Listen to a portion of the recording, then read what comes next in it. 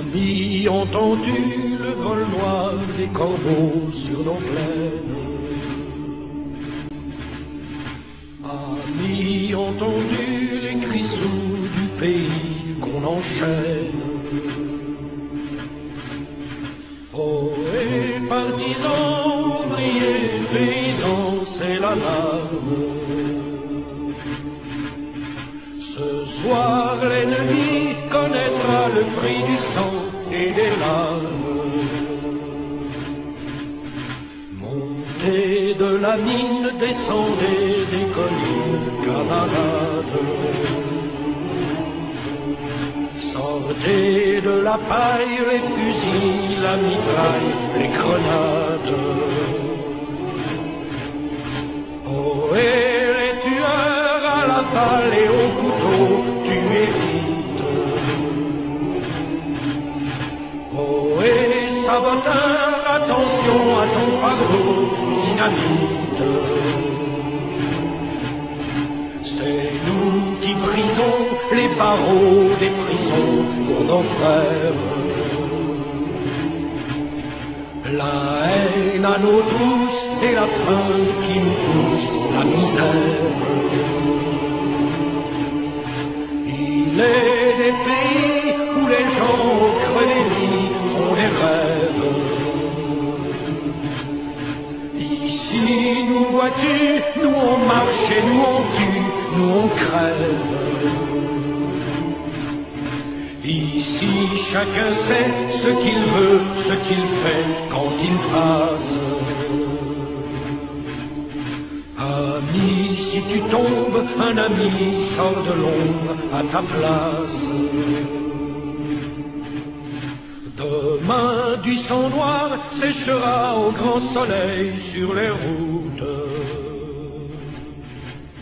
Chantez, compagnons, dans la nuit la liberté vous écoute. Amis, entends-tu le vol noir des corbeaux sur nos plaines? Amis, entends-tu les cris sourds du pays qu'on enchaîne? Oh, et partisans, ouvriers, paysans, c'est l'alarme. Bonsoir à tous, c'est Infoscopie, c'est Mister X et Sandra. C'est donc Infoscopie, l'émission de ceux qui ne sont pas assez savants pour raisonner de travers. Bonsoir à tous. Alors, d'abord, je souhaitais donner quelques nouvelles de l'ami Rafi. L'ami Rafi va bien, il se remet. Il y a pas mal de difficultés à résoudre, c'est pourquoi il ne peut pas encore revenir dans Infoscopie, mais on espère qu'il reviendra le plus rapidement possible. Voilà. Alors, on va commencer cette émission tout de suite avec des nouvelles de Madame Georges. Alors, Sandra, je te laisse la parole. Oui, donc déjà bonsoir. Donc Madame Georges, c'est toujours, je dirais, pas mieux au niveau de la situation. Hein. Donc les actes antisémites perdurent. Déjà donc verbalement, mais également donc des agressions. Hein. Donc un en début de semaine, hein, quand elle était à la bibliothèque. Là, elle était donc tranquillement, elle, à la bibliothèque, et là, les détenus qui étaient en promenade sont venus au niveau de la fenêtre et ont commencé, bien sûr, les propos antisémites. Et il y en a même eu qui lui a montré carrément le poing, et lui faire comprendre que elle a de la chance d'être derrière la fenêtre, sinon je pense qu'elle y passait. Alors, voilà. On va passer, parce que Madame Georges a pu nous faire parvenir un enregistrement où elle nous dit ce qu'elle subit. Alors, on va vous le passer, et puis je vous demande d'écrire, parce que alors qu'on manifeste pour un cessez-le-feu à Gaza, alors qu'il y a une marche contre l'antisémitisme, je vais y revenir dans un instant, qui a eu lieu dimanche dernier, regardez, écoutez ce que Madame Georges subit.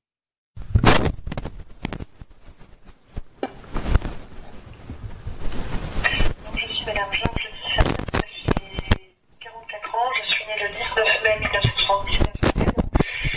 Je suis actuellement à la maison d'arrêt de Nîmes depuis le 29 avril 2023 et les insultes lâcher ça, parce que une détenue qui m'a frappé a véhiculé l'information comme quoi j'étais juive, puisqu'elle parlait avec moi sur TikTok auparavant, donc elle a su que j'étais juive. Et donc depuis, elle voulait faire des brochettes avec excusez-moi du terme, mais la salope de juif que j'étais. Et depuis, en fait, je reçois donc des insultes antisémites comme, enfin c'est vulgaire, mais je vais vous les répéter, sale pute de juif, sale race de juive, salope de juive, la chatte à ta mère la juive, la chatte à ta grand-mère la juive, il y a un contrat sur ta tête, quand tu vas sortir, on t'attend, une balle entre les deux yeux, et c'est fini les juifs, vive la Palestine, mort les juifs, sale grosse vache de juive, tu vas glisser la juive, salope, ta mère la salope, la pute de juive, et voilà, on va s'occuper de tes filles, voilà, et puis on va débarrasser le monde des juifs, et puis vive la Palestine, vive la Palestine, enfin que des trucs comme ça, enfin voilà, et puis des insultes, et puis même quand je dors, en fait, elle crie par la fenêtre pour du côté où je dors, parce que je suis pas du côté promenade, elle crie par la fenêtre pour dire que ces insultes-là. Et elles disent « Oh Georges, ta mère la pute de juive, tu dois glisser la salope de juive. » Et avec leur accent, là j'imite. Hein. Et de l'autre côté, quand je suis en promenade aussi isolée, c'est pareil, c'est des insultes aussi comme ça. Enfin voilà, où tu vas glisser, voilà, que des choses comme ça avec des connotations religieuses, voilà, on va mettre une bombe, on va mettre une bombe dans la gueule, voilà, mais c'est vulgaire, hein, c'est vulgaire, mais c'est à leur image en fait.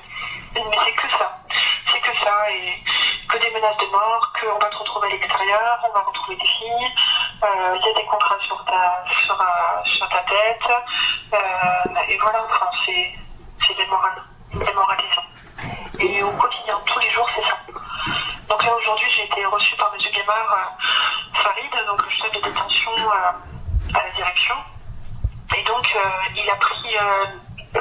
je lui ai expliqué, et grâce au mail que tu avais fait, puisque finalement, moi, je disais auprès de M. Mounier, mais rien n'était fait. Donc, il m'a reçu, M. Guémard Farid, et il a pris un PV, mais il n'a pas tout noté, toutes les menaces, en fait. Comme quand une détenue aussi, durant la promenade de lundi dernier, s'est permis de, toujours la même, de l'UHSA, dont le dossier passe sur qui est médiatisé à la télé, puisqu'elle passe sur enquête criminelle, etc. Et donc, du coup, elle m'a invectivé avec son poing, et elle a ramené en fait tout le monde à sa colle, finalement. Et moi, j'étais dans la bibliothèque, et donc les vitres, heureusement qu'il y avait des vitres, et j'étais enfermée dans la bibliothèque, puisqu'en fait, elles étaient toutes dans la promenade. Et du coup, elles m'ont dit, oui, il n'y a rien pour toi, Georges, la sale pute de juive. Et tout ça et on voit bien, on voit les caméras en fait de la promenade, on voit bien le geste de la détenue en question, criminelle, qui montre son poing comme ça et puis qui ramène tout le monde à elle. Et voilà. Et c'est que des insultes comme ça, il tape à la fenêtre, aux fenêtres, enfin vraiment c'est du harcèlement au quotidien, et c'est fatigant puisque finalement rien n'est réellement fait, donc voilà. Mais je tiens et je patiente parce que de toute façon la plupart des personnes ici elles sont de confession musulmane, donc dès qu'il y a eu au niveau de la télévision entre la Hamas et Israël, j'ai compris pour qui comme si je représenterais Israël avant tout seul. Voilà, alors vous avez entendu l'horreur. Bon. Alors moi, ça va être très simple. Vous savez que j'ai fait, il y a quelques jours, une lettre ouverte à Madame Elisabeth Borne, lettre que je lui ai envoyée sur son mail direct. Oui, j'ai le mail direct de Madame Elisabeth Borne. Rassurez-vous, Madame la Première ministre, je ne vais pas le donner dans la vidéo. Bien, mais je l'ai. Et j'ai donc envoyé la lettre ouverte que je vais vous lire. Parce que je n'aime pas qu'on se moque de moi. Et je n'aime pas qu'on se moque de vous qui m'écoutez. Je n'aime pas qu'on se moque de Sandra. Et je n'aime pas qu'on se moque de Madame Georges. Alors, vous l'avez vu certainement dans la vidéo précédente, mais cette lettre, je vais la relire. Madame Borne, à l'issue de la marche contre l'antisémitisme qui a eu lieu à Paris ce 12 novembre 2023, vous avez dit, je vous cite, « Nous sommes aux côtés de nos concitoyens de religion juive et nous ne laisserons rien passer. » Pourtant, Madame Borne, il y a quelque chose que vous laissez passer, quelque chose de grave. Et permettez-moi, moi dont la grand-mère a été raflée en 1943 et gazée à Auschwitz, de rappeler publiquement ce que vous laissez passer. Madame Borne, je voudrais vous parler de Madame Tiphaine Georges. Madame Tiphaine Georges est en prison, incarcérée à la maison d'arrêt de Nîmes. Et elle est actuellement menacée de mort parce qu'elle est juive. Je ne commenterai pas ici la décision de la justice. En revanche, je souhaite dénoncer vos 2 poids, 2 mesures, Madame Borne. Il semble, Madame, et c'est très grave, que votre lutte contre l'antisémitisme n'ait pas dépassé les portes des prisons françaises. Car oui, une Française est menacée de mort en prison parce qu'elle est juive. Madame Borne, le combat contre l'antisémitisme ne se divise pas. Vous ne pouvez pas dire que vous ne laisserez rien passer et laisser advenir sans rien dire ni faire ce qui se passe à la maison d'arrêt de Nîmes. Vous ne pourrez pas vous saisir de l'antisémitisme pour communiquer et laisser faire ce que vit actuellement Madame Georges. Madame Borne, ce sont les 6 millions de juifs morts dans les camps qui désapprouvent votre 2 poids, 2 mesures. En tant que petit-fils de l'une d'entre eux, je viens, Madame Borne, vous dire c'est indigne. L'antisémitisme, mais aussi tous les racismes, toutes les ségrégations doivent être combattus, quel que soit le lieu où ils sont pratiqués, y compris d'ailleurs à Gaza. Je le dis pour les bien intentionnés qui sont en train de partir de l'émission là. Madame Borne, allez au bout de votre démarche. Je me tiens à votre disposition aux coordonnées qui s'affichent pour échanger avec vous sur le cas de Madame Tiphaine Georges, afin de mettre fin à l'antisémitisme dont elle est victime en prison. Mettez fin à la peur dans laquelle vit Madame Georges. Bien. Alors, qu'est-ce que ça signifie? Ça signifie que Madame Borne a dit à l'issue de la marche pour l'antisémitisme, voilà, elle a dit textuellement, nous sommes aux côtés de nos concitoyens de religion juive et nous ne laisserons rien passer. Vous-même venez d'entendre l'enregistrement de Madame Georges et de ce qu'elle subit. C'est-à-dire que je vous prouve par A plus B que les paroles de Madame la Première ministre française, c'est du vent, parce que la lettre ouverte est partie lundi, elle n'est pas revenue vers moi. Sandra, tu veux une réaction? Oui, non, mais je confirme, elle n'est pas revenue, mais c'est même pire. C'est même pire. C'est que je crois que c'est mercredi c'est mercredi, donc elle a vu Monsieur Guémard, mais le lendemain, lorsqu'elle est revenue de promenade, il y a une surveillante qui a ouvert sa porte de cellule, hein, et là, qu'est-ce qu'il y avait à côté d'elle? Une détenue, et pas n'importe quelle détenue, une détenue qui venait de porter plainte parce que justement, elle faisait des actes antisémites contre elle et elle voulait la menacer. On ne peut pas tolérer en France que on traite, on insulte un homme, une femme, en raison de ce qu'il est ou de ce qu'elle est. C'est pas vrai, Sandra? Ah, tout à fait. Et là, on se dit, mais ils veulent refaire un remake de ce qu'ils ont fait le 18 mai, parce que je rappelle quand même que le 18 mai, Madame Georges s'est fait tabasser dans sa cellule. C'est-à-dire qu'il y a une détenue qui est rentrée dans sa cellule et on avait fait le même cheminement. C'est-à-dire qu'on l'avait laissé la porte de sa cellule ouverte et on était rentré, on l'avait tabassée. Hein. Voilà ce qui s'était passé. Et après, c'est Madame Georges qui était quand même au cachot, au mitard, comme ils disent. On l'avait mise au mitard. Alors c'était elle la victime.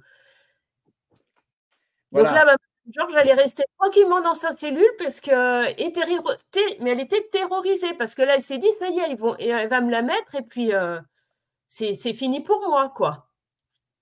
Donc oui, elle vit dans la peur constante. Constante, ce n'est que ça. Que ça. Je ne vous parle même pas de son pécule qui disparaît. Voilà, elle n'a plus d'argent. Mais, oui, alors qu'on a fait, attendez, alors que on a fait les virements et je veux dire, on vous le prouve en direct, hein, puisque voilà les virements, hein, nous on prouve. Hein. Donc, on Ah a fait les oui, virements et son pécule disparaît. Donc ça, de toute façon, il va falloir qu'à un moment donné, madame Samira Khelifa, monsieur Mounier Dominique, monsieur Guémard Farid, ces gens-là disent où est passé l'argent. Ça, c'est clair et ça, vous n'y couperez pas parce que ça, non, non. Surtout que ce qui est très étrange, c'est que dès que moi j'envoie un mail en disant attendez, je comprends pas ou je vais téléphoner au service comptabilité, bah bizarrement, on recrédite Madame Georges pour la cabine téléphonique. Alors, soit elle n'a plus d'argent, soit elle en a, mais je sais pas où vous le trouvez l'argent, mais il disparaît, il réapparaît. Et on a beau demander, on n'a jamais rien. Sauf que Madame Georges n'a plus de pécule. Donc, qui veut dire plus de pécule dit ne plus acheter le peu de nourriture qu'elle pourrait acheter en à côté ou recharger le téléphone simplement pour contacter ses filles, me contacter et donner des nouvelles. Parce que oui, on s'inquiète là. Oui, je rappelle qu'en prison, même le PQ est payant, hein. Il y a Oh, pas de tout est PQ dans les payant. toilettes, il y a pas de PQ dans les toilettes, hein. Bon, c'est voilà. Non, mais bon, voilà. Donc, alors, pour en terminer et pour passer au reste de l'émission avec, hem, ce que vit madame Georges, heu, eh bien, il y a une lettre de madame Sautron. Alors là, je m'adresse à monsieur Mounier Dominique, à madame Samira Khelifa, à monsieur Guémard Farid et aux gens qui sont au-dessus parce que, eh bien, madame Sautron Louise, voilà ce qu'elle dit: «Chère madame Tiphaine, bonjour. J'espère que ma lettre vous trouvera en meilleure santé. Suivant les émissions de Monsieur X qui nous permettent de suivre les étapes de votre vie et du traitement que vous subissez qui ne cesse d'être désagréable, je souhaite vous rencontrer et pour que cela se fasse, demandez à votre responsable cette possibilité. Transmettez-moi la réponse par Monsieur X ou par un membre de son équipe pour m'éviter de me déplacer en vain. Chère madame, en attendant que cela puisse se réaliser, prenez soin de vous. Je vous souhaite tout le bien possible et je vous fais une grosse bise, Louise. Voilà le courrier. Alors moi, madame Samira Khelifa, monsieur Mounier Dominique, d'ailleurs je m'explique pas comment un mec peut être chef d'un quartier de détention femmes. Monsieur Guémard Farid, ben, moi je vous dis en vidéo ce soir solennellement, j'attends votre réponse à cette demande de rencontre, puisque je dois transmettre. Puisque je dois transmettre. À moins que vous refusiez de de donner votre réponse à un journaliste de pacotille, on verra. Mais j'attends la réponse, comme j'attends la réponse de madame Borne, Premier ministre de la France. Madame Borne, d'ailleurs, figurez-vous que parce que sur Agora TV, voilà, vous comprenez? Voilà, sur Agora TV, on a l'humour caustique, regardez. Voilà! N'est-ce pas? Donc madame Borne, j'attends votre réponse. J'attends votre réponse, madame Borne. Et j'attends la réponse de vos sous-fifres de la maison d'arrêt de Nîmes. Oui, je dis sous-fifres parce que vu votre comportement, on ne peut pas dire autre chose. Vous êtes que des sous-fifres. Voilà. Pour la rencontre avec madame Sautron et surtout, aussi, surtout, il faut que ces menaces de mort parce que il faut que ces menaces de mort et ces insultes antisémites, eh bien, il faut que ça cesse. Il faut que ça cesse. Voilà. Tu voulais rajouter quelque chose, Sandra? Non, on a fait le tour. Hein? Non, non, c'est bon. On a fait le tour. Ah! Alors, avant de poursuivre l'émission, parce que, je tenais à faire savoir quelque chose, parce qu'il y a certains par ici qui m'ont fait un procès d'intention. Il y avait un commentaire la dernière fois, mais à Gaza, il y a pas de génocide, vous n'y parlez jamais. D'abord, je serai demain à 10h30 à Auch, à la manifestation pour un cessez-le-feu et pour une solution à 2 États. Parce que oui, ma grand-mère a été gazée, à Auschwitz, mais ce n'est pas pour autant que je dénie aux Palestiniens le droit d'avoir un État à Gaza. Les gens qui sont morts à Auschwitz, Majdanek, Treblinka et ailleurs. Ce sont des gens qui sont morts pour ce qu'ils étaient. Comme les Gazaouis en ce moment. Eh oui. Alors, avant de poursuivre l'émission, je propose qu'on prenne 4 minutes de recueillement. 4 minutes de recueillement. Cette prière que je vais passer, vous reconnaîtrez des noms. Nous allons la passer pour les 6 millions de Juifs morts en déportation, mais aussi pour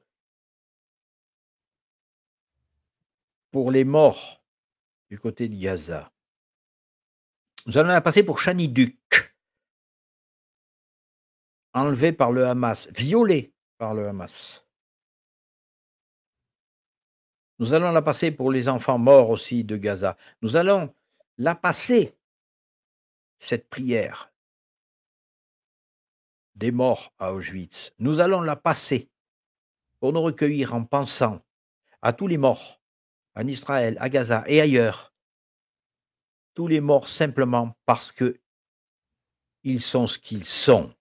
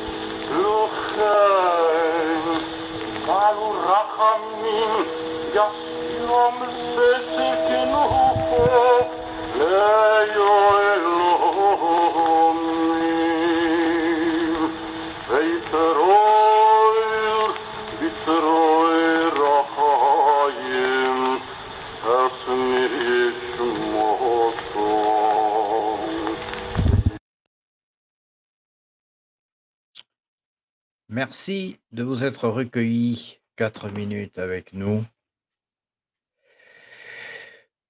Beaucoup dans les temps à venir, et on va en parler, mourront pour ce qu'ils seront, c'est-à-dire le refus de la marque de la bête et le reste.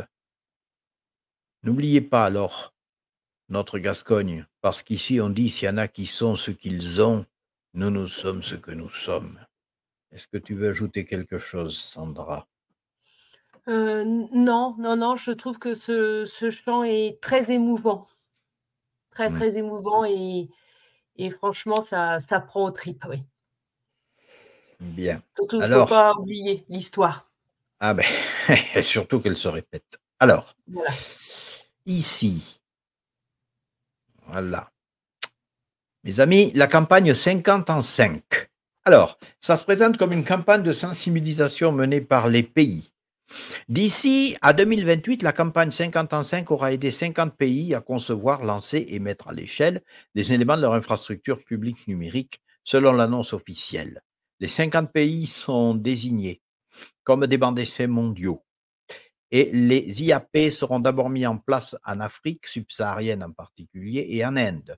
Mais l'objectif est de développer les cartes d'identité numérique à l'échelle mondiale d'ici 2030 pour tous les citoyens des États membres des Nations Unies. La campagne 50 en 5 est aussi, sans surprise, une collaboration entre la Fondation Bill et Melinda Gates, le Programme des Nations Unies pour le développement, l'Alliance pour les biens publics numériques et CoDevelop. CoDevelop a été fondé par la Fondation Rockefeller, la Fondation Bill et Melinda Gates, Nikelani Philanthropies et le réseau Omidar. La Digital Public Goods Alliance cite les fondations Gates et Rockefeller dans sa feuille de route, qui présente les activités qui font progresser les biens publics numériques, ainsi que d'autres organisations et plusieurs gouvernements. L'IPN est présenté comme un mécanisme d'inclusion financière, de commodité, d'amélioration des soins de santé et de progrès écologique, mais il s'agit d'une expression globale appliquée à un système de gouvernance technocratique imminent, alimenté par 3 composants fondamentaux, l'identification numérique, les paiements numériques et le partage massif de données. Vous avez compris, vous allez vous retrouver comme une mouche sur une toile d'araignée. Un mot, Sandra. Oui, c'est exactement ce qu'on avait vu il y a encore plusieurs émissions avec le G20. Déjà, c'est ce qu'ils en parlaient, hein. C'est ce qu'ils veulent mettre en place. C'est exactement ça, on reprend les thématiques, hein. Le mouvement en faveur de l'infrastructure publique numérique, qui comprend les cartes d'identité numériques, les passeports vaccinaux et les monnaies numériques des banques centrales, est défendu par le Forum économique mondial et sans surprise Bill Gates, les Nations Unies et l'Union européenne. Tim Hinchlife, rédacteur en chef de The Sociable, déclare: les partisans de l'IPN sont convaincus qu'il est essentiel pour la participation au marché et à la société, tout comme nous l'avons vu avec les passeports vaccins, mais à une échelle beaucoup plus large. Si elle réussit, l'IPN donnera au gouvernement, aux entreprises, le pouvoir de mettre en œuvre des systèmes de crédit social qui peuvent déterminer où et comment vous pouvez voyager et que vous êtes autorisé à consommer, ce que vous êtes autorisé à consommer et comment vous pourrez effectuer des transactions avec votre argent programmable. Je vais vous donner une preuve tout à l'heure, hein. Pensez aux trackers d'empreinte carbone individuelles, aux zones à faible émission et aux CBDC programmés pour restreindre les achats moins souhaitables. Vous allez le voir dans un instant, ça. Le 8 novembre 2023, un événement de lancement virtuel a eu lieu pour ce qui a été appelé l'agenda 50 en 5, donc dont je vous ai parlé. Et alors, à cette occasion, figurez-vous, ils ont testé les nouveaux lecteurs de cartes bancaires. Je vais afficher ce nouveau lecteur. Je vais le laisser le temps que vous puissiez lire. Et je veux vos impressions de résistants en commentaire. Voilà. Carte refusée. Veuillez supprimer les tweets contraires à la politique de votre banque pour pouvoir continuer à effectuer des achats. Carte refusée. Veuillez supprimer les tweets contraires à la politique de votre banque pour pouvoir continuer à effectuer des achats. Alors j'aimerais vos impressions en commentaire parce que là c'est énorme ce que je vous administre quand même comme preuve là. C'est énorme. Et d'ailleurs, voici, parce que bien évidemment il y a la même chose au niveau des téléphones portables, hein. Voilà, ce sera la prison européenne à ciel ouvert. Et pour ceux qui douteraient de ma parole, voici le document européen qui est à la base de tout ça. Voilà, voilà le document européen qui est à la base de tout ça. Vous comprenez bien que euh, quand je dis que vous allez vous trouver comme des mouches sur une toile d'araignée, alors Sandra, Ah oui, bah, ça veut dire qu'ils vont nous épier, on ne pourra plus rien faire. Ils vont être au courant de tout ce qu'on fait, de tout ce qu'on dit, les réseaux sociaux, où est-ce qu'on va aller. Je vous l'ai dit, mais on n'aura plus aucune liberté. On va être fiché. Fiché. voilà. Non, mais Fiché. jusqu'à vous dire, carte refusée, parce que les tweets que tu as mis, ça ne Oui. plaît pas. Quoi. Je veux dire, attends, je veux dire, quand tu vois ça, c'est énorme, c'est énorme. Oui, parce que pour l'instant, les cartes refusées, c'est si on manque de provisions sur notre compte quand même. Oui, Ça ou si on s'arrête à dépasse le ça. plafond. Ou si on dépasse le plafond. Voilà, ou si on dépasse le plafond. Mais ça s'arrête vraiment à une notion voilà, bancaire, pas sur notre Oui, vie ça. privée et ce qu'on fait en à côté. Alors, il faut résister à ça, et je le dis, je le redis, la terre de résistance à ça, ça sera l'Occitanie, et principalement la Gascogne, qui est une Occitanie dans l'Occitanie. Voilà. Et le portefeuille numérique contiendra effectivement tout ce que le gouvernement veut savoir sur vous, vos informations personnelles, vos données biométriques et médicales, et bien sûr, l'intégralité de votre patrimoine financier sous forme d'euros numériques, c'est-à-dire cette monnaie numérique de banque centrale, dont les gouvernants ont la volonté qu'elle remplace complètement l'argent liquide à moyen terme.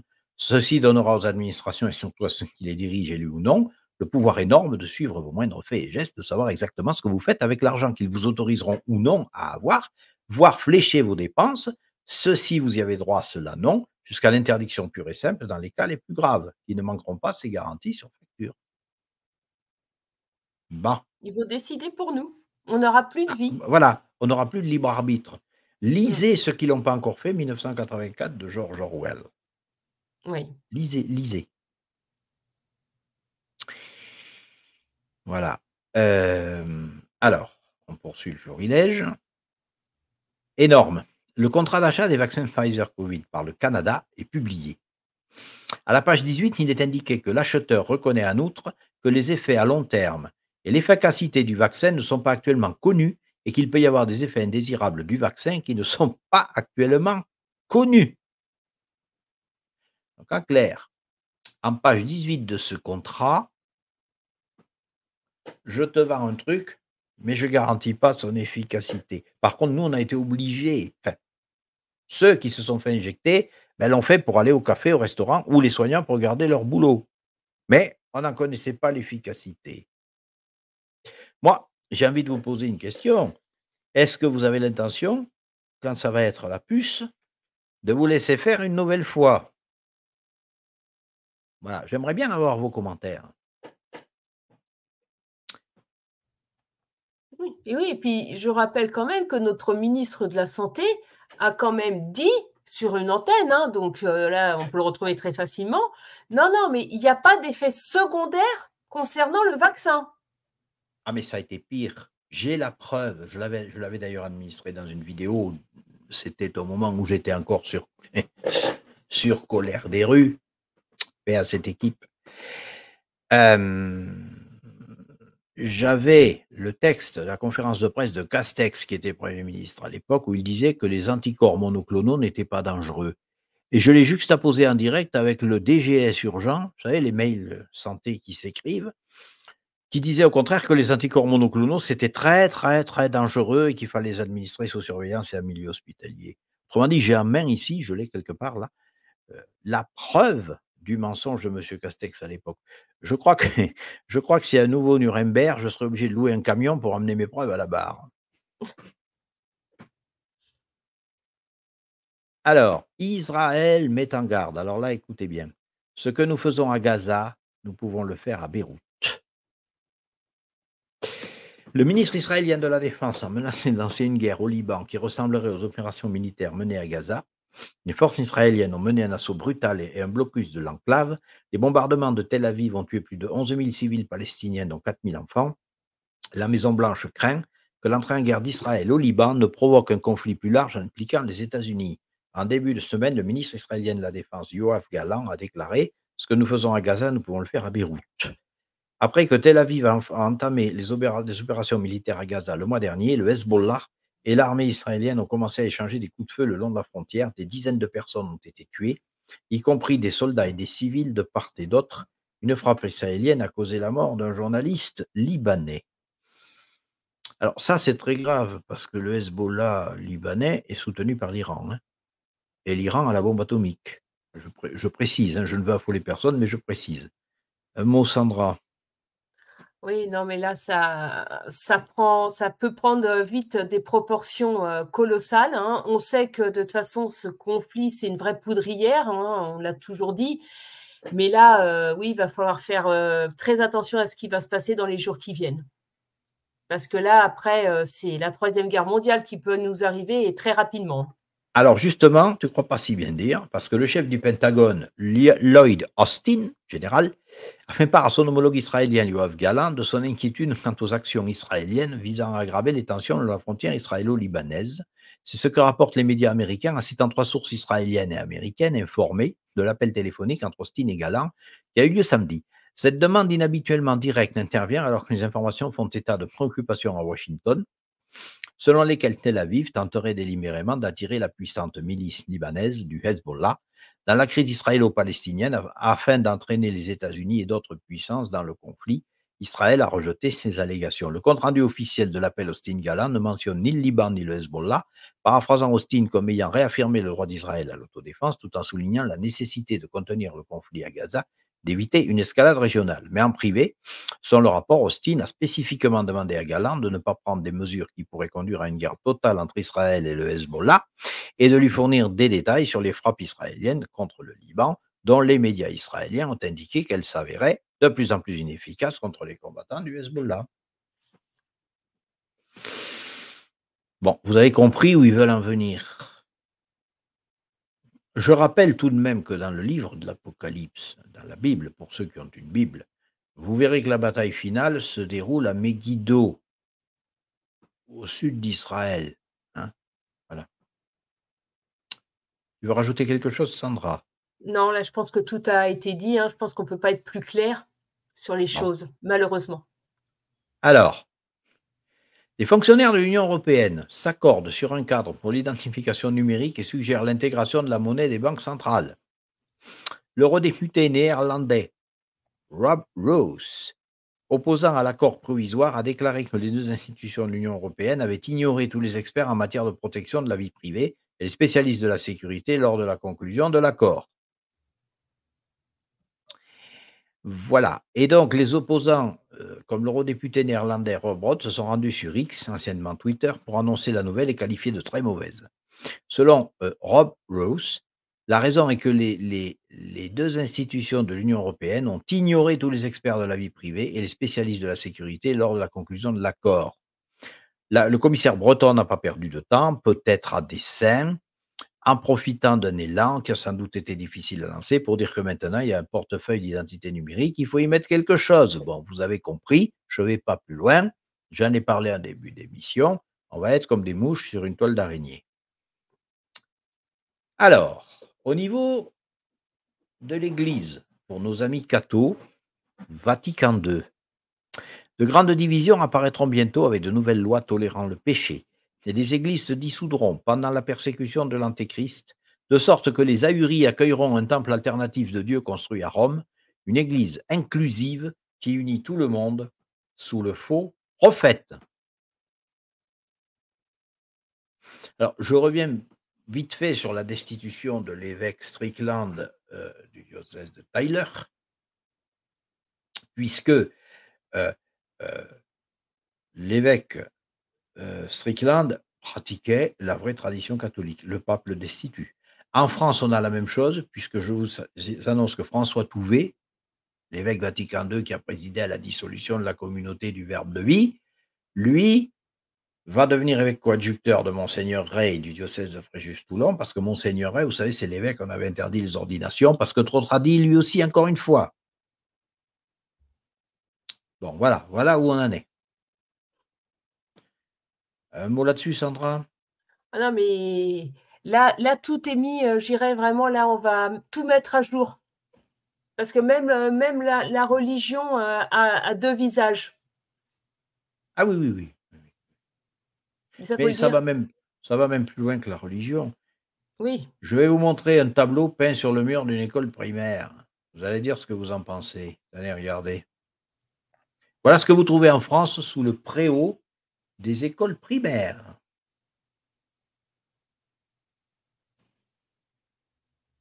Alors, je ne sais pas, moi, ça me choque. Sandra, est-ce que ça te choque? Ah oui, moi aussi. Oui, oui. Moi, ça me choque, oui, oui. Moi, ça me choque. Enfin, quand Alors, mes qu'est-ce que enfants vous étaient en petits. pensez? Attends, on va regarder ce qu'ils en pensent dans les commentaires tout de même. Ils n'en parlent pas encore. Voilà. Bon. Bon, écoutez, apparemment, oui, ça choque. Alors, on continue. Alors, carte d'identité numérique, passeport vaccinal et prochaine pandémie, Klaus Schwab, Bill Gates, le Vatican et d'autres travaillent d'arrache-pied en coulisses pour vous priver de vos libertés.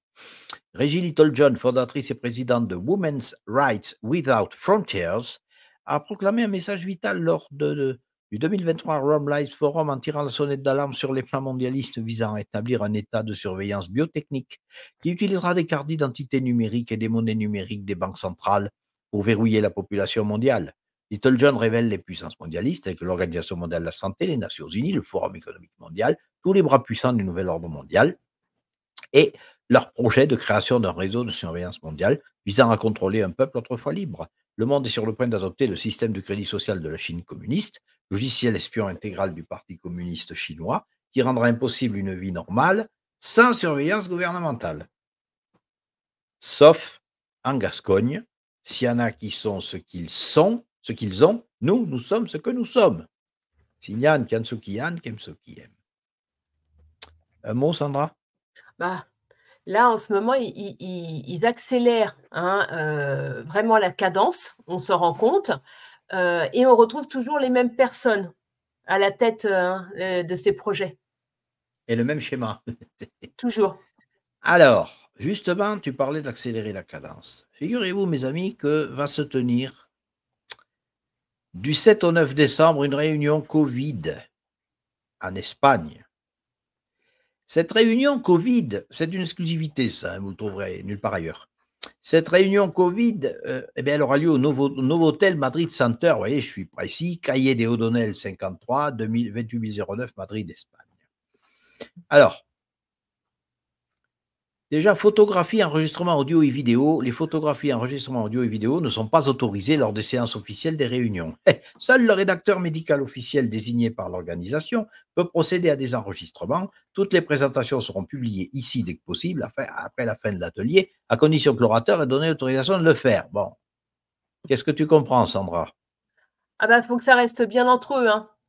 Ça ne doit pas bien surtout pas entre eux, fuiter. et surtout, bien entre eux, et surtout, il ne faut pas que quelqu'un ayant assisté puisse contredire leurs paroles. Voilà. Clause de non-responsabilité, cette conférence est destinée à des fins éducatives uniquement, donc on va éduquer les médecins au Covid, quoi, hein, et vise à offrir aux participants la possibilité de partager des informations. Le secrétariat organisateur de cet événement, Virologie Éducation, ne peut accepter aucune responsabilité quant au contenu scientifique des sessions ou pour toute réclamation qui pourrait résulter de l'utilisation des informations des publications de cette réunion. Virologie Éducation décline toute responsabilité pour les blessures ou pertes de quelle nature que ce soit subies par les personnes participant à la conférence. Ça se couvre, hein, beaucoup. Hein. On prend beaucoup de précautions quand même pour une conférence. Hein. Attendez, on va voir la suite. Objectif d'apprentissage. Après avoir participé à cette activité, les participants seront capables de définir le syndrome de la Covid longue et décrire les défis diagnostiques, comprendre l'épidémiologie et les tendances de la prévalence en fonction de la gravité de la Covid aiguë, du statut vaccinal, de l'âge, décrire les pathologies multisystémiques du Covid long, améliorer la prise en charge des personnes vivant avec un Covid long, résumer les données cliniques sur les options potentielles de prévention de traitement, comprendre l'impact sur l'économie et les stratégies pour prioriser les ressources afin de mieux préparer les systèmes de santé et la société à l'échelle mondiale. Tiens, qu'est-ce que ça t'évoque, Sandra? Ouais, moi, ce que ça m'évoque, c'est que, voilà, je vous donne les informations que moi j'ai envie de vous donner et que je veux que vous transmettiez. Eh bien Voilà, voilà, faut que vous donniez ma parole. voilà. Objectif de la réunion. Cette réunion vise à sensibiliser et éduquer les professionnels de la santé, faciliter la traduction des nouvelles découvertes dans la pratique quotidienne, stimuler la recherche clinique et le partage de données. Qui devrait être présent? C'est très intéressant ça. Pneumologue, neurologue, médecin de médecine interne, médecin spécialiste de maladies infectieuses, médecin de famille, cardiologue, psychiatre. Ah, oui, il paraît que le Covid long, ça rend fou, hein. Ergothérapeute, chercheur clinicien traductionnel, décideur politique. Est-ce que Macron va y aller? Ah. Non, mais je me moque, mais vous comprenez ce que je veux dire. Oui, Voilà. Et ça, c'était très secret. Je veux dire, si moi, j'en parle pas, les médias, personne n'en parle de ce truc-là, hein. Ça se fait vraiment sous le manteau. oui, oui, tout à fait. Mais comme beaucoup, tout ce qu'ils veulent pas qu'on sache, ils font sous le manteau. Voilà. Donc, la conférence internationale Demystifying Long Covid vise à sensibiliser, à clarifier les idées fausses, à promouvoir la compréhension, à stimuler la discussion entre les professionnels de santé, les enquêteurs, les décideurs politiques et les représentants de la communauté, c'est pas laquelle, sur les manifestations cliniques, la prise en charge des options préventives et thérapeutiques. Bon, vous avez compris, ça va être des médecins entre eux, ça va être des médecins entre eux, qui vont faire leur petite sauce entre eux, et ça va devenir le credo Covid de l'Europe. Voilà. Bien, on continue. Le Parlement européen et les pays membres de l'Union européenne sont parvenus à un accord provisoire dans le cadre de l'identité numérique, et le commissaire européen chargé du marché intérieur Thierry Breton aurait suggéré que l'intégration des monnaies numériques de banque centrale devrait suivre. Donc, le Parlement a voté l'horreur que nous évoquions en début de florilège, c'est-à-dire l'identité numérique. Au fait, Oui. à propos de ça, attention à ce que vous mangez, regardez. Interdiction de la publicité pour la viande et le fromage, les villes néerlandaises en route vers une grande réinitialisation.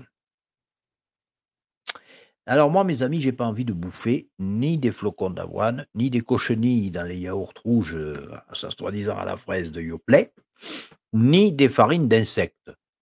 Je ne suis ni un cheval, ni une poule. Et je vous garantis qu'ici en Gascogne, ça passe pas. Après, on nous dit que les agriculteurs ont du mal. Ben oui. Oui, mais je les comprends. Je les comprends parce que là, c'est quand même leur métier. Enfin, l'agriculture, c'est quand même aussi très important en France, hein. C'est quand même, faut pas, l'agriculture, ça fait quand même, ça fait partie de notre patrimoine, hein. Ben oui, Donc mais là, c'est-à-dire qu'on leur dit, on va t'aider à être agriculteur, mais on va faire bouffer des insectes aux gens. Moi, je comprends pas. oui, c'est toujours deux mesures, voilà. Alors, des milliers de personnes, écoutez bien, auraient manifesté leur intérêt pour participer aux essais sur l'homme approuvés par la FDA de l'interface cerveau-ordinateur mise au point par Neuralink d'Elon Musk. Une puce informatique sera installée dans le cerveau des participants qui ne peuvent qu'espérer de meilleurs résultats que les singes d'essai de Musk, dont beaucoup ont connu un sort effroyable. Business Insider rapporte que Neuralink, la start-up d'interface cerveau-ordinateur cofondée par Musk en 2016, a vu l'intérêt du public monter en flèche pour ses prochains essais sur l'homme. Un rapport récent indique que des milliers de personnes ont fait la queue pour participer aux essais, vous allez voir ce que c'est, qui impliquent l'implantation d'une puce cérébrale, qualifiée par Musk de Fitbit dans votre crâne. Cette évolution fait suite à l'autorisation donnée par la FDA à Neuralink d'entamer des essais sur l'homme après avoir initialement rejeté son offre pour des raisons de sécurité. Le projet ambitieux de Neuralink vise à créer une symbiose entre l'homme et la machine en permettant une communication directe et un contrôle par la pensée. Si l'objectif initial est d'aider les personnes atteintes de troubles neurologiques, telles que celles souffrant de paralysie due à des lésions de la moelle épinière ou de la sclérose latérale amyotropique, la vision à long terme s'étend à des applications plus larges, telles que l'envoi de messages ou les jeux utilisant uniquement la pensée. Le processus comprend une craniectomie, c'est-à-dire l'ablation d'une partie du crâne. suivi de l'insertion de la puce cérébrale et d'un réseau ultra fin d'environ 64 fils par un robot. Ces fils, plus fins qu'une mèche de cheveux, seraient ensuite reliés au cerveau. La puce conçue pour être placée derrière l'oreille remplacerait la partie du crâne retirée pendant l'opération. Malgré le vif intérêt qu'il suscite, Neuralink n'a pas encore implanté son dispositif dans un être humain. L'entreprise s'est fixée pour objectif d'opérer 11 personnes l'année prochaine et plus de 22 000 d'ici 2030.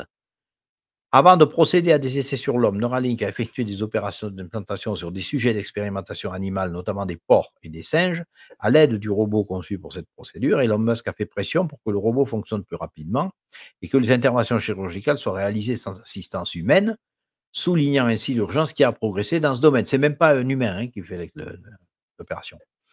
La volonté de Musk est en partie alimentée par la concurrence d'autres startups spécialisées dans les interfaces cerveau-ordinateur telles que Synchron et Onward, qui ont déjà entamé des essais sur l'homme. Musk a souligné l'importance de suivre le rythme de ces avancées, en particulier à la lumière du développement potentiel d'une IA qui pourrait ne pas être amicale envers les humains. Tiens. Malgré l'intérêt de Musk à se précipiter dans l'ère des puces cérébrales pour les humains, des signaux d'alarme majeurs ont été soulevés tout au long des essais sur les animaux de Neuralink. Une réaction, Sandra? Bah écoute, moi, quand j'ai lu ça, quand je t'ai écouté, moi, ça m'a fait penser à ce qu'on avait pensé lorsque tu nous avais parlé du document qui datait de 30 ans de ça, où ils implantaient des puces au niveau des cerveaux, du poignet. Le document de Monast, et ceux à qui je l'ai envoyé, ceux qui le veulent, je leur enverrai sur simple demande, lisez-le. Il disait il y a 30 ans que ça va arriver. Oui, c'est exactement ce que tu viens de nous lire. Moi, quand je t'ai écouté, ça m'a fait penser à ça. On va implanter, c'est vraiment les prémices d'implanter dans le cerveau humain. Mais après, ces gens-là, qu'est-ce qu'ils vont devenir d'abord? Est-ce que ça va marcher? Parce que ce n'est même pas une intervention humaine, une chirurgie humaine, c'est un robot. À première vue, les essais n'ont pas l'air d'être très, très bien cadrés. Tout ça, c'est dans la précipitation. Mais qu'est-ce qu'ils vont devenir, ces personnes? On va les diriger, on va leur dire, bah voilà, vous faites ci, vous faites ça. Ils vont devenir des robots humains. Voilà. Alors, oui, non, mais c'est très... Et Monast, il y a 30 ans, l'avait dit, il en est mort. Oui. Je répète à ceux qui nous écoutent, il nous a remis ces documents, il est mort, 15 jours après. Mais moi, ça m'a fait penser à ça. Parce qu'il y a 30 ans, ces gens-là ne voulaient absolument pas que ça se sache. Voilà. Alors, suite du florilège. Quiconque ose défier le pape faux prophète sera recherché, puni. Les prêtres, évêques et cardinaux qui s'opposeront à lui seront dépouillés de leurs titres, brimés, persécutés. Beaucoup se cacheront, certains seront martyrisés et des centaines de milliers seront excommuniés. Je vais même aller plus loin. Si vous êtes prêtre de la tradition, c'est-à-dire si vous célébrez la messe de Saint-Pie V, vous serez fusillé comme traître à la nation. Je vous assure, ça finira par arriver. Alors, un peu d'humour, c'est bientôt la fin de cette émission. Regardez Macron et Borne à la chasse. Voilà. Moi, j'utilise du 49.3, ça ne laisse aucune chance au gibier. Vous voyez? Alors, voilà. Alors ça, c'est quelque chose d'assez important. Il y a eu une réunion, c'est une exclusivité encore ici, il y a eu une réunion de l'Organisation de la coopération islamique. Et je vais vous lire les déclarations des dirigeants des pays. Et je vous assure qu'il va y avoir un gros problème sur le pétrole en Europe. Donc, sommet d'urgence de l'Organisation de la coopération islamique, déclaration des dirigeants. Le président palestinien, Mahmoud Abbas, a exprimé son dégoût, son choc et son horreur face aux crimes commis à Gaza, a demandé des garanties de sécurité immédiate de la part du Conseil de sécurité, a demandé à l'ONU d'admettre la Palestine comme État membre et a réitéré que Gaza est une terre palestinienne. Le président égyptien exige une reddition immédiate et inconditionnelle et le refus de permettre aux Palestiniens d'être déplacés en dehors de Gaza. Réitère également qu'une solution à 2 États doit être mise en œuvre et que les organisations internationales doivent enquêter sur les crimes de guerre israéliens. Déclare également que les conflits militaires s'étendront dans la région si la situation n'est pas résolue. Le roi de Jordanie, Abdallah, déclare que les massacres de Palestiniens par Israël se poursuivent depuis 70 ans exige la mise en œuvre d'une solution à 2 États, exige un accès ouvert et sans restriction à Gaza et plusieurs crimes de guerre israéliens. Le président turc, Erdogan, déclare que le nombre de morts a atteint 12 000, exige une enquête sur le programme nucléaire israélien et la création d'un fonds par l'OCI pour aider à la reconstruction de Gaza. Le prince saoudien exige un cessez-le-feu immédiat et l'établissement de couloirs humanitaires. Je rappelle que celui-là, c'est le premier exportateur de pétrole. Hein. Le président indonésien exige un cessez-le-feu immédiat, déclare que l'OCI doit demander des comptes à Israël et qu'il rencontrera personnellement Biden pour lui montrer les exigences de l'OCI. Le prince du Qatar déclare que le système international est un échec en Palestine, exige que les couloirs d'aide soient établis et l'aide acheminée. Le président iranien déclare que l'OCI a la responsabilité devant Dieu de faire quelque chose, que les États-Unis sont des partenaires criminels d'Israël, que le peuple palestinien doit être armé d'armes pour se défendre et qu'un État palestinien doit être établi du fleuve à la mer, exige des corridors d'aide et exige un cessez-le-feu. Il exige également un embargo pétrolier sur Israël. Le prince du Koweït déclare que la communauté internationale n'a pas réussi à trouver une solution au conflit palestinien, appelle à une vérité, rejette le déplacement des Palestiniens hors de Gaza et exige une solution à 2 États avec une Palestine établie sur les frontières de 1967 avec Jérusalem-Est comme capitale. Le président de Djibouti exige un cessez-le-feu immédiat et la levée du blocus à Gaza, déclarant qu'il rejette la liquidation de la cause palestinienne et qu'il est donc également contre la déportation des Palestiniens.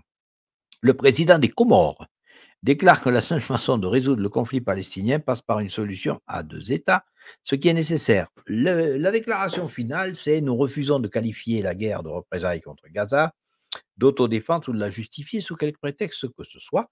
Nous appelons tous les pays à cesser d'exporter des armes et des munitions vers les autorités d'occupation.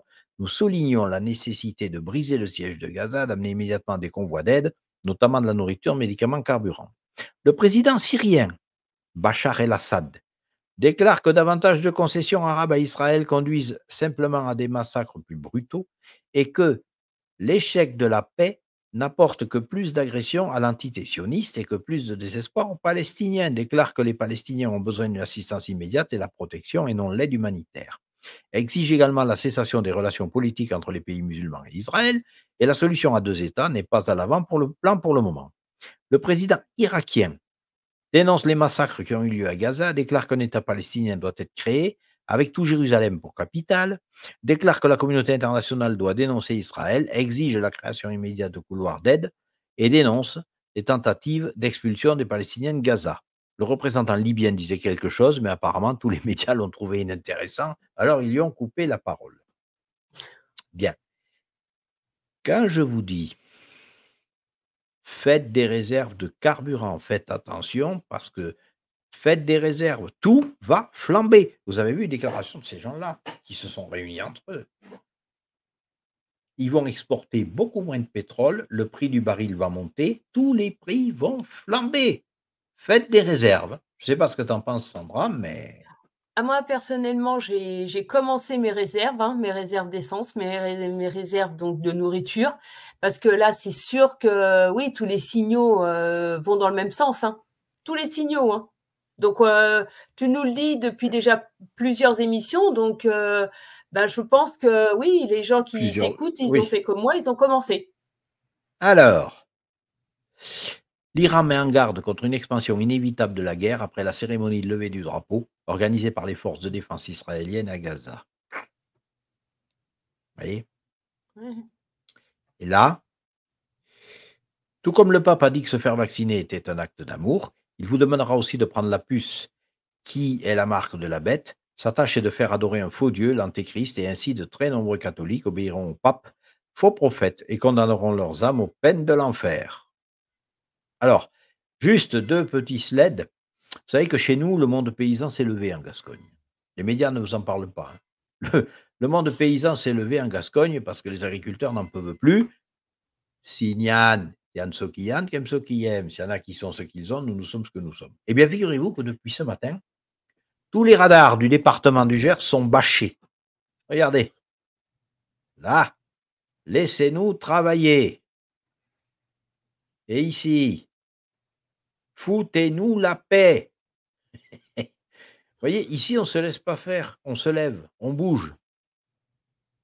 On bouge. Et on ne comprend pas pourquoi les gens du nord de la Loire ne bougent pas, eux. Hein? C'est une très bonne question. Oui, mais tu es du nord de la Loire, Sandra, peut-être as-tu une Voilà, réponse. donc soulevez-vous. Soulevez-vous parce que Non, mais là, regardez, mais prenez exemple. Nous, on n'a rien dit. On n'a pas fait des vidéos sur Internet. Ils ne veulent pas comprendre. Bam, tous les radars bâchés. Et le député Cazeneuve, n'est-ce pas, le beau-père d'Aurélien Rousseau, ministre de la Santé, et le mari le père de Marguerite Cazeneuve, directrice nationale de la Sécu, eh bien, dans sa permanence à Auch, il a pris des remorques d'ail pourris. Ça pue encore, hein, je vous garantis. On ne se laissera pas faire. Voilà, alors on arrive en fin d'émission. Sandra, je te laisse faire ta conclusion et après il y aura ma prise de parole. Je dirais qu'avec tout ce que tu nous as montré là, je pense que là les gens maintenant vont vraiment prendre conscience que la marque de la bête arrive à très très grande vitesse, qu'il faut vraiment réagir, que c'est grand temps et qu'il faut résister pour ne pas se faire happer par ce système, parce que là il n'y aura plus de vie, plus du tout, et nos générations, enfin, les futures générations n'auront plus de vie. On sera programmé, on va devenir des robots. La preuve, ils commencent déjà à vouloir implanter dans un cerveau. Et les enfants seront pucés à la naissance en plus. Hein, Voilà, je te laisse le mot de la fin. Chers résistants, il y eut un soir, il y eut un matin, ce fut la création, et d'un souffle apparut l'homme. Et de l'homme apparut l'humanité, et l'humanité dans ses débuts était bonne. Mais il y eut un être malfaisant qui voulut que l'homme se prenne pour Dieu. Et il murmurait à l'homme, vous serez comme, et à la femme, vous serez comme des dieux. Des millénaires ont passé, le temps a érodé l'humanité. Et nous qui vivons aujourd'hui voyons le bord de l'abîme où nous risquons de nous trouver précipités. Nous voyons des milliers de personnes faire la queue chez Elon Musk pour se faire implanter une puce dans le cerveau.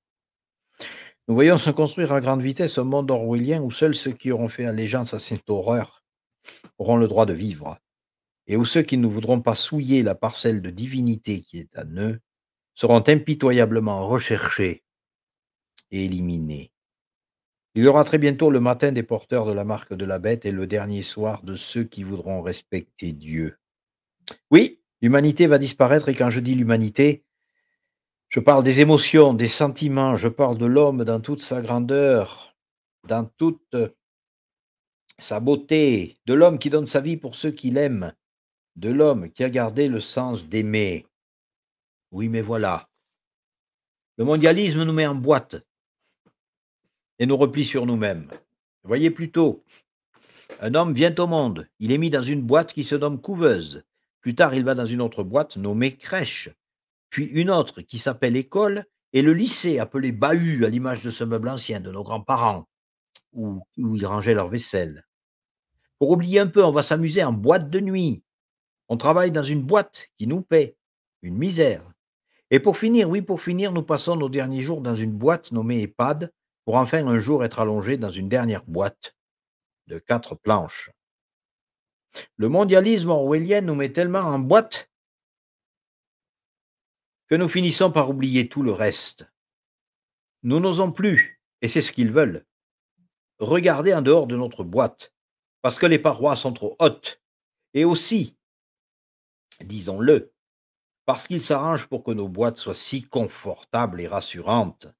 Et cette succession de boîtes humaines bien rangées les unes à côté des autres nous empêche de nous unir, nous empêche de comprendre que nous sommes tous ensemble, l'humanité la vraie, et nous oublions l'entraide, l'accueil, la solidarité, l'amour. Car oui, l'humanité est en train d'oublier l'amour de son prochain, parce que les mondialistes s'emploient à lui faire oublier qu'elle a un prochain à aimer.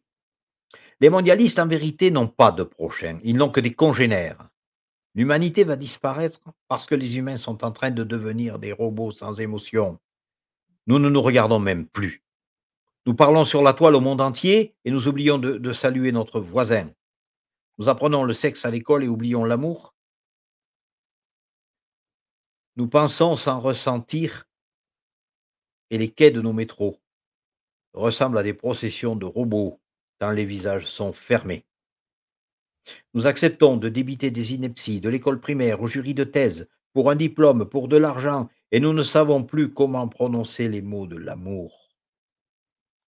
Nous construisons des murs avec des mots, alors qu'il faudrait se servir de nos mots pour bâtir des ponts. Et nous avons oublié une chose essentielle. Le sang de tous les hommes est rouge. Le sang du juif comme celui du palestinien, le sang de l'homme du pays comme celui de l'étranger. Oui, le sang de tous les hommes est rouge. Et notre République ne devrait pas oublier qu'aucun sang impur ne doit abreuver nos sillons. Aucun homme n'est supérieur à un autre, parce que le sang de tous les hommes est rouge. Et le sang de tous les hommes est rouge parce que c'est la même main qui les a créés, c'est le même souffle qui les anime jour après jour. Oui, l'humanité se meurt sous nos yeux.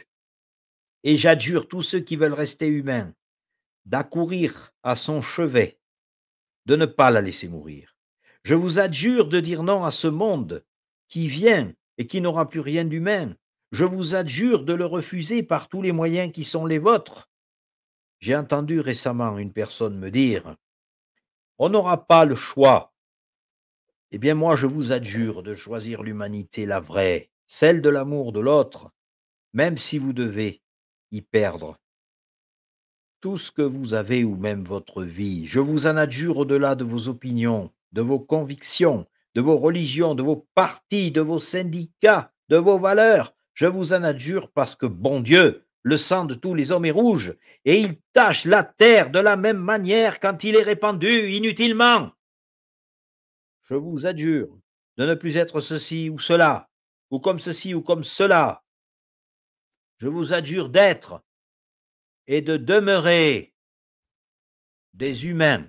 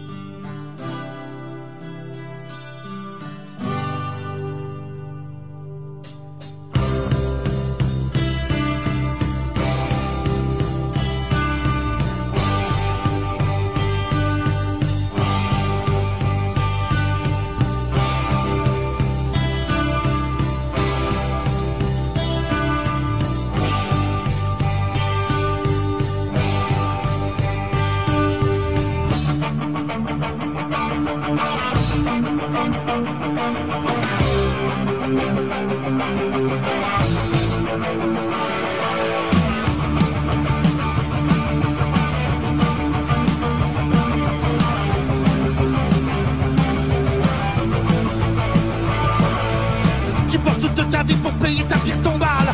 Tu masques ton visage en lisant ton journal. Tu marches tel un robot dans les couloirs du métro. Les gens ne te touchent pas, faut faire le premier pas. Tu voudrais dialoguer sans renvoyer la balle. Impossible d'avancer sans ton gilet pare-balles. Tu voudrais donner des yeux à la justice. Impossible de violer cette femme pleine de vices. Antisocial, tu perds ton sang-froid. Repose à toutes ces années de service. Antisocial, bientôt les années de sévices. Enfin le temps perdu qu'on ne rattrape plus. Écraser des gens est devenu ton passe-temps. En les éclaboussant tu deviens gênant. Dans ton désespoir il reste un peu d'espoir, celui de voir les gens s'emparer moins bâtard. Mais cesse de faire le point, serre plutôt les poings. Bouge de ta retraite, ta conduite est trop parfaite. Relève la queue, je suis là, t'es pas seul. Ceux qui hier t'enviaient aujourd'hui te jugeraient. Antisocial, tu perds ton sang-froid. Repense à toutes ces années de service. Antisocial, bientôt les années de sévices. Enfin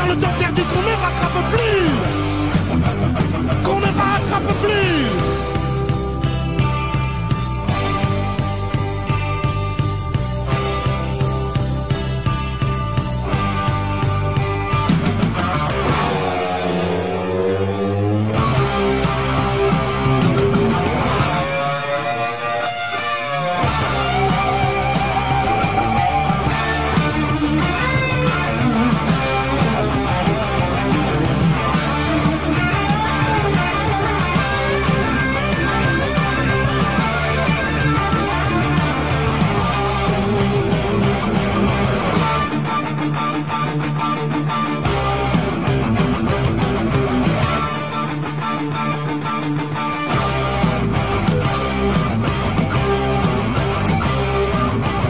bosses toute ta vie pour payer ta pire ton mal. Tu masques ton visage en lisant ton journal. Tu marches tel un robot dans les couloirs du métro.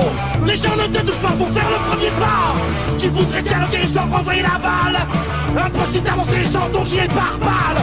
Tu voudrais donner des yeux à la justice. Impossible de violer cette appelée de vice. Antisocial, tu perds ton sang-froid. Repense à toutes ces années de service. Antisocial, bientôt les années de sévice. Enfin le temps perdu qu'on ne rattrape plus. Qu'on ne rattrape plus. Qu'on ne rattrape plus.